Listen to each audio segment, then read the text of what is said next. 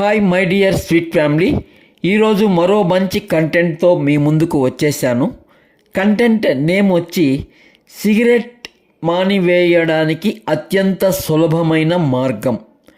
ఎంత ఇష్టంగా అలవర్చుకున్నారో అంతే ఇష్టంగా మానివేస్తారు అన్నది కంటెంట్ నేమ్. యాక్చువల్గా ఈ కంటెంట్ ఇది సిగరెట్ అలవాటు మానివేయడం అనేది చాలా కష్టతరమైనది.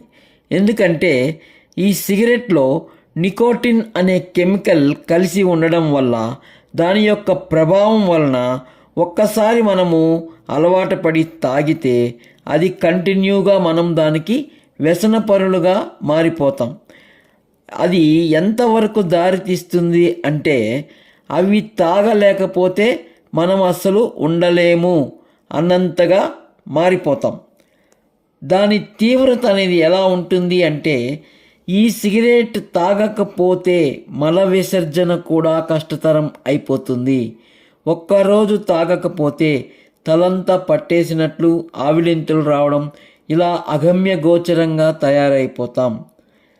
అయితే ఈ అలవాటు, ఈ ప్రమాదకరమైన అలవాటు, మీరు ఎంత పెద్ద చైన్ స్మోకర్ అన్నా అవ్వండి, ఇవి మానివేయాలి అనే దృఢ సంకల్పం మీలో ఉంటే దీనికి ఒక అత్యద్భుతమైన 2 చిట్కాలు ఉన్నాయి.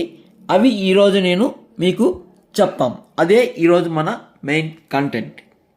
అయితే ఆ చిట్కాలు ఏంటంటే, ఫస్ట్ ఈ అలవాటు కష్టంగా మానలేం, కానీ ఇష్టంగా మానివేయాలి. అంటే ఒక్కసారిగా బందీ చేయకుండా నేను చెప్పే సందర్భంలో మాత్రం బందీ చేసి మిగిలిన సందర్భాల్లో ఒకటే అరా తాగుతూ ఉంటే అరే మానేసినామనే ఫీలింగ్ రాకుండా, అలాగే ఇలాంటి ఆవిలింతలు ఇలాంటివి సిమ్టమ్స్ రాకుండా మీరు కంటిన్యూ చేస్తూనే ఇప్పుడు నేను చెప్పే సందర్భాల్లో మాత్రం ఖచ్చితంగా మానివేసారంటే అది అలాగే కంటిన్యూ చేస్తే కొద్ది రోజులకి, ఎందుకంటే మెయిన్ ఈ సిగరెట్ తాగాలంటే కొన్ని సందర్భాల్లో ఖచ్చితంగా తాగాలనిపిస్తుంది.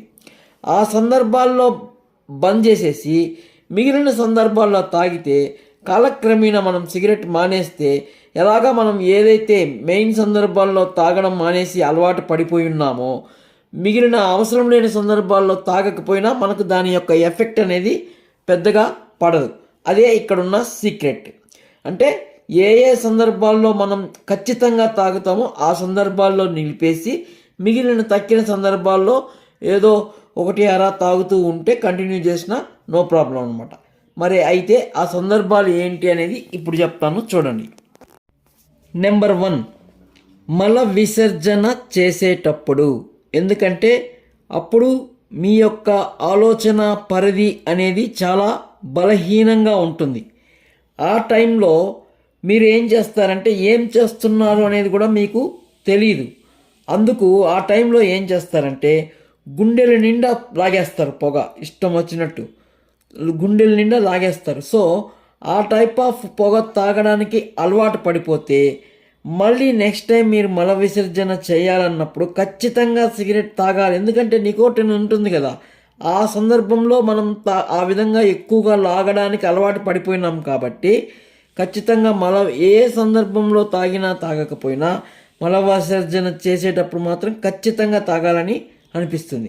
అలాగే రెండోది, అన్నం తిన్న వెంటనే, అప్పుడు కూడా అన్నం తింటానే ఏం కోరుకుంటాం, రిలాక్స్నెస్ అని కోరుకుంటాం. అంటే అప్పుడు బలహీనంగా ఉంటుంది. సో ఆ టైంలో ఎవరైనా వ్యసనం ఈ సిగరెట్ తాగడం అనేది అలవాటు చేసుకుంటే ఖచ్చితంగా ప్రతిరోజు అన్నం తిన్న వెంటనే ఖచ్చితంగా సిగరెట్ అనేది తాగాలి అని అనిపిస్తుంది. ఈ నికోటిన్ అనేది ఏంటంటే దాని యొక్క ప్రభావము ఎక్కువగా ఎప్పుడు చూపిస్తుందంటే, ఎప్పుడైతే బలహీనంగా ఉంటామో, ఏ సందర్భంలో బలహీనంగా ఉంటామో, ఏ సందర్భంలో బలహీనంగా ఉండి తాగుతామో ఆ సందర్భంలో ఖచ్చితంగా తాగాలని అనిపిస్తుంది. అదే ఈ నికోటిన్ అనే దాని యొక్క ప్రభావం. నెక్స్ట్ 3వ సందర్భం, టీ తాగినప్పుడు. టీ తాగితేనే కూడా మనం అలాగే రిలాక్స్నెస్ అనేది కోరుకుంటారు ఎవరైనా కానీ. సో ఆ సందర్భంలో కూడా బలహీనంగా ఉంటుంది కాబట్టి అప్పుడు అలవాటైతే ఖచ్చితంగా తాగాలని అనిపిస్తుంది. నెక్స్ట్, నిద్ర లేయగానే, ఎంతసేపు నిద్రపోయినా నిద్ర లేయగానే అదొక రకమైన బడలిక, కొంచెం బలహీనంగా ఉంటాం.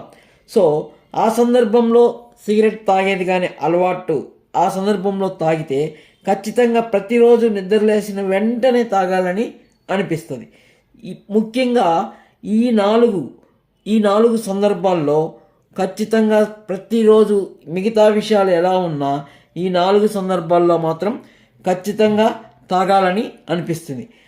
అందుకే నేను చెప్తున్న చిట్కా ఏంటంటే ఈ 4 సందర్భాల్లో మానేస్తే ఖచ్చితంగా తాగకూడదు ఈ సందర్భాల్లో అని మీ మైండ్లో ఫిక్స్ చేసుకొని కావాలంటే ఇప్పుడు మీరు మల విసర్జన చేసినప్పుడు మానేస్తారు. అయిపోయిన తర్వాత ఒక 10 నిమిషాలు 20 నిమిషాల తర్వాత వచ్చి ఒకటి లాగండి.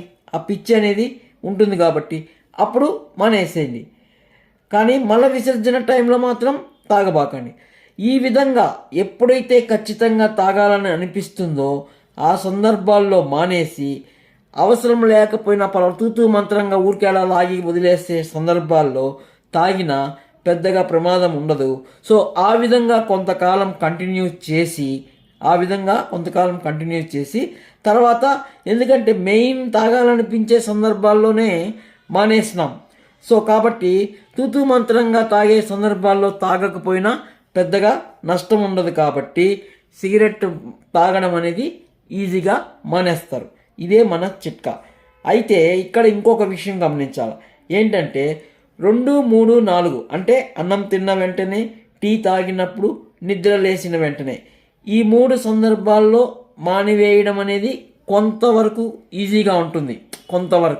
కానీ పైన చెప్పిన మల విసర్జన చేసేటప్పుడు అని చెప్పాను చూశారు, అది చాలా కష్టంగా ఉంటుంది. ఎందుకంటే ఆ మల విసర్జన అనేది కూడా అది తాగకపోతే ఆ పొగ అనేది పీల్చకపోతే రాదు అన్నంత కష్టతరంగా ఉంటుంది.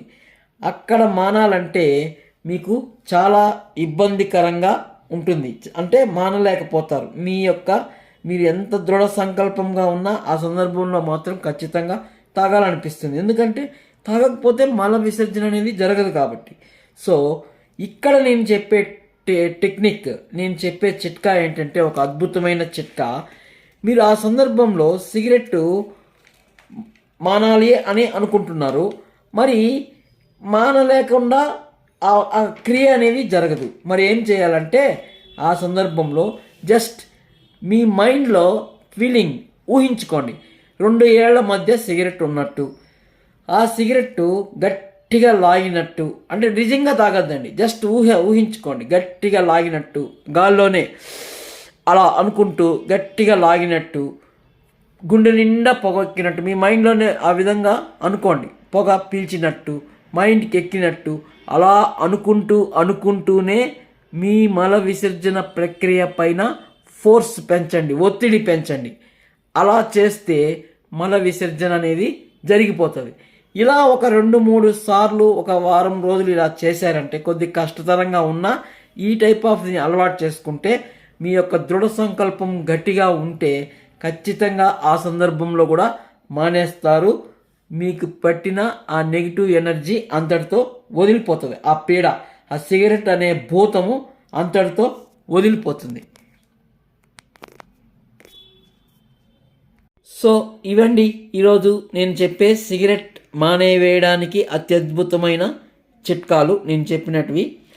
అయితే ఎంతో కష్టపడి సమాజంలో ఎక్కువ మంది ఫేస్ చేస్తున్న ప్రాబ్లమ్స్ని ఒక్కొక్కటి ఎత్తుకొని సొల్యూషన్ ఇవ్వడానికి ప్రయత్నిస్తున్న నాకు మీ వంతు సహకారంగా ఒక్క లైక్ తప్పకుండా ఇవ్వమని ప్రాధేయపడుతూ మీరు తప్పకుండా ఇస్తారని ఆశిస్తూ ఇంతటితో సెలవు తీసుకుంటున్నాను. శుభం.